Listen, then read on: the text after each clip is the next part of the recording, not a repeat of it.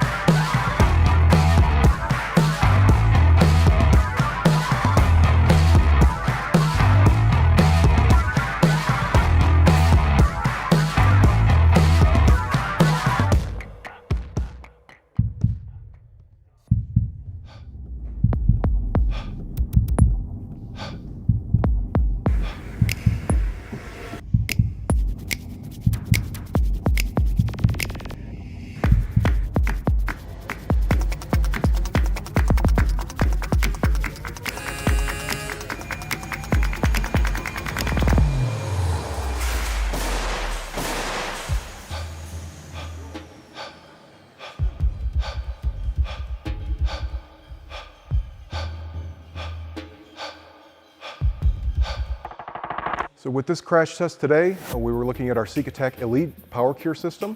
And what's wonderful about the Power Cure system, being a boosted system, it is so robust, the strength values are so good that there was really never any doubt that we were going to come out on the right side of this crash test, that we were going to see the result that we wanted.